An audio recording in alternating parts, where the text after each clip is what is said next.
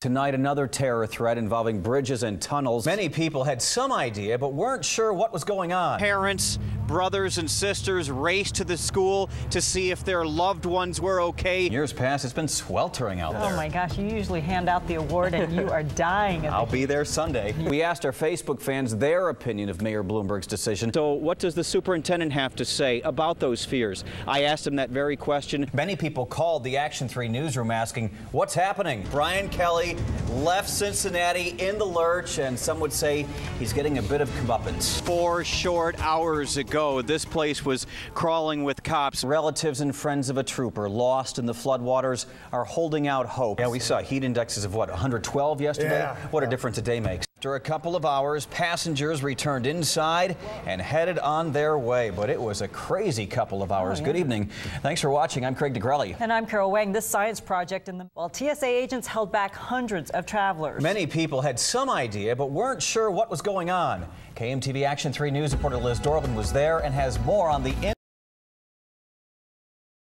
Throughout our coverage and seeing the airport, nobody panicked. Recapping what we know happened today, around 12 noon, the FBI and Omaha police evacuated a concourse at Terminal B because of a suspicious item that a guy tried to put through security in his carry-on luggage. 2 hours later, investigators determined it was not a threat. They let everybody back in, and things eventually got back to normal. It turns out the man was in town and had used the item or device as a project during a large gathering of physicists at Creighton University this week.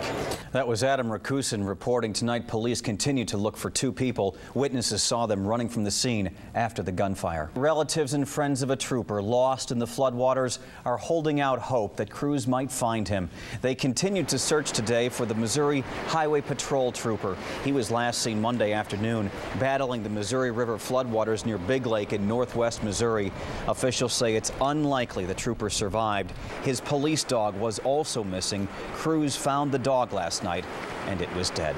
We want to recognize people who are taking action to help others during this flood alert. If you know somebody who has gone above and beyond, send an email to news@action3news.com or shoot us a message on Facebook. Please include names and phone numbers. We'll introduce you to this week's flood hero tomorrow night on KMTV Action 3 News, live at 10. Than it has been. So yeah, we saw heat indexes of what, 112 yesterday? Yeah. What a difference a day makes. Yeah, the humidity's dropped off. A-okay. All right, they might be playing How Low Can You Go? Scores in the 60s. Can't wait to see how they do. Ahead on KMTV Action 3 News, live at 10. Tragedy on the highway involving a deer. Oh no, looks like a pretty good weekend for some golf out there. Yeah, in years past, it's been sweltering out there. Oh my gosh, you usually hand out the award and you are dying. I'll be there Sunday. You'll be back more comfortable. There. Students inside, a lockdown, nobody in, nobody out. The lights turned out in the school. Students hustled to the cafeteria and inside classrooms as administrators tried to get the situation under control. It was moments after that we learned a 17-year-old had opened fire on 2 school principals, critically injuring one, seriously injuring another, before eventually turning the gun on himself at a different location. We saw so many parents come to Millard South today asking us if their child, if their student was okay, using their cell phones to tell us that their student had text messaged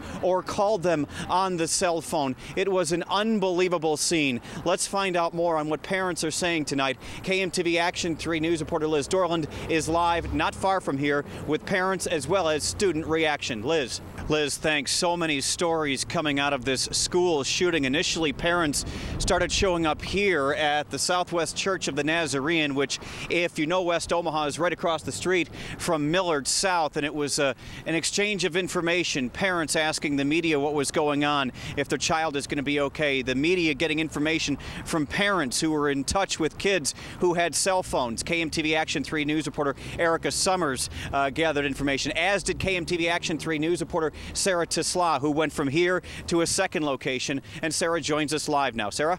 All right, KMTV Action 3 News reporter Sarah Tesla reporting for us tonight. As Sarah mentioned, the cars many students drive here to Millard South not being released to the students. Just after 3 o'clock this afternoon, administrators as well as Omaha police told us the policy. What would happen is once the lockout was lifted, there would be an orderly dismissal, and those students were dismissed to the Divine Lutheran Church, which is west of here. They first had to talk with police, check in, and give their name before those students were then released to their parents, who then took them home. Take a look behind me. You can still see the parking lot is packed with people's cars. Police are still on the scene. It's still a very orderly situation, even at 5 o'clock tonight, as police conduct their investigation inside and keep people from coming into Millard South, though people, the students, the teachers, administrators who were here have been allowed to go home. I will say this, despite all of the chaos and the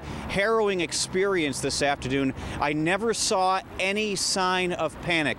The information exchange was relatively orderly, and Omaha police kept us up to date as much as they could, and parents were extremely helpful in getting text messages from children and coming on TV, on live TV, on KMTV Action 3 News, and relaying information to other parents that their children were safe. That kept the situation from being one of panic. It was relatively orderly as a school shooting goes, and thankfully, after all was said and done, the students who were still inside were safe and okay.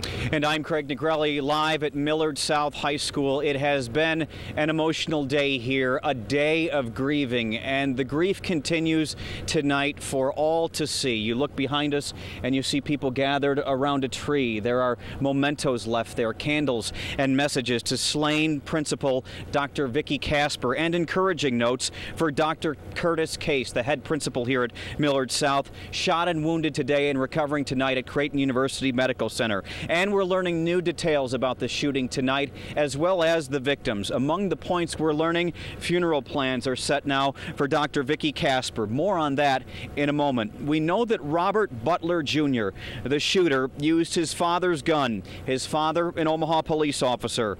We've learned that 2 other school workers found themselves in the line of fire, and school will reopen tomorrow. There will be classes here at Millard South. Now, just new since 5, just within the last half hour, a vigil took place here at Millard South. Students, parents, teachers gathered to pray. They invited KMTV Action 3 News reporter Hannah Pickett to observe, to take pictures and hear what they had to say. Hannah joins us live. Hannah, what did you see? What did you hear? On the radio today, a Millard South high school student phoned Channel 94.1 and said she was afraid to come back to school tomorrow. So what does the superintendent have to say about those fears? I asked him that very question, and Carol, in a few minutes, you'll hear his response. Right now, reporting live from Millard South, Craig Nigrelli, KMTV Action 3 News. Carol, back inside to you. I want you to look over my left shoulder at the entrance to Millard South. It was at about 8:10 yesterday morning when Robert Butler Jr. was escorted out of the school, suspended. He returned through those doors at about 12:45, even signed in at the attendance office, and then started shooting the principals. We learned today that 17-year-old Robert Butler Jr. did, in fact, use his father's semi-automatic Glock to shoot the 2 principals. It's the gun Detective Robert Butler Sr. carries as his police weapon. It was put away in a closet in a room, and we believe he got access to it when his father left the house for approximately 40 minutes yesterday. This is the Omaha Police firearms safety policy. Officers will not store or leave a firearm in any place within the reach or easy access of a minor or unauthorized individual. I asked Police Chief Alex Hayes what the department might do, since it was the police officer's gun used in the deadly school shooting. Could Detective Butler be subject to disciplinary action in light of the events that took place with his gun? We'll have to look at our policies and procedures and see if there was any violations there or not. I'm not at this point ready to say that there would or would not be. A Millard South student called Journal Radio's Channel 94.1 today, saying she's not sure if she feels safe going back to school. A point I took straight to the superintendent. What would you like to say to parents to reassure them? Security-wise, since Columbine, like all other schools, and we have large high schools, We have put many security measures, a comprehensive safety plan into place. And not surprisingly, Omaha Police Chief Alex Hayes says when school resumes tomorrow, there will be an increased police presence. One other note from that press conference, Carol, Omaha Mayor Jim Suttle says he received a call from the principal from Columbine High School today. Columbine offering their assistance to Omaha in dealing with this tragedy. Columbine, Colorado, of course, the scene of the worst school massacre ever in 1999. 13 innocent people killed and the 2 gunmen as well. That's the very latest from Millard South tonight. Reporting live, Craig Nigrelli, KMTV Action 3 News. Carol, back to you. An Action 3 News viewer driving south on 84th Street this afternoon through Ralston caught it on video. That tower of black smoke could be seen for miles. Many people called the Action 3 newsroom asking, what's happening? Good evening, I'm Craig Nigrelli. And I'm Carol Wang. 3 hours after that. Omaha police are searching for a killer. A couple of children found their parents shot to death in a home at 20th and Ames yesterday. Last night, KMTV Action 3 News reporter Dave Roberts talked with a man who told police he heard a half-dozen gunshots. Tonight, Dave is back in the story with new developments. Dave. My goodness, what can you say? What a great guy. A judge set a young mother's bond at $20,000 today. She's charged with child abuse for leaving her 9-month-old twins alone. La Vista police say 21-year-old Michelle Poland left her babies to, quote, drink all day. Officers found her twins alone in the basement of the house where she lives.